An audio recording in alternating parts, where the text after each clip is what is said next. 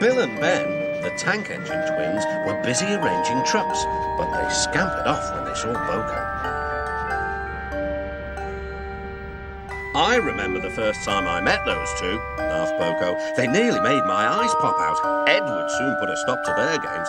Edward is the only one who can keep Bill and Ben in order, chuckled Duck. I sometimes call them the Bees. A good name, replied Boko. They're terrors when they start buzzing around. James bustled in.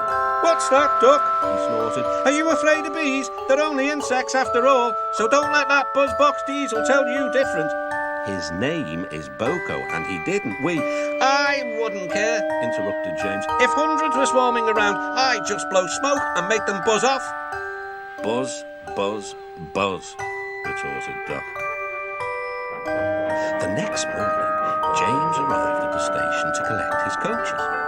The passengers were excited and keen to get on board. The platform was crowded and the porter was in a hurry. Mind your backs, he shouted. Then there was trouble. The beehive fell and broke open. The station cleared like magic. James heard a familiar buzzing. The bees were too cold to be cross, so they buzzed around the fireman hoping he'd mend their hive, but he didn't understand, nor did his driver.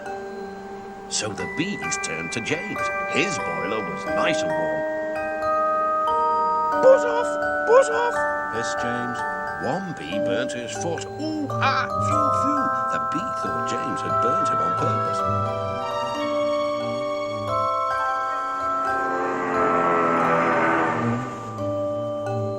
So it stung James right back on the nose.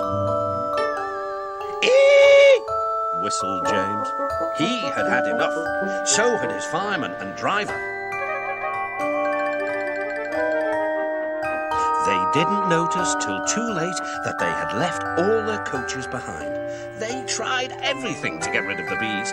First, they spun on the turntable to no avail. They tried washing them off, but the bees clung harder to James's warm boiler. Then they tried smoking them off by going through a long tunnel. But still the bees wouldn't go away. It's no good, James, said his driver. We'll just have to go back to the orchard and fetch another hive. James's reply was drowned by the sound of buzzing. The vicar was waiting anxiously for James. When he arrived, the bees swarmed straight into their new home. Come on, James, said his driver. What you need now is a good hose down. Later that evening, James was resting in the shed when the vicar came to see him.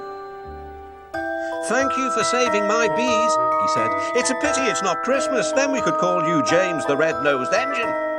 Everyone laughed, even James, but instead they decided to call James the Bee's Knees, which means they thought he was more useful than ever.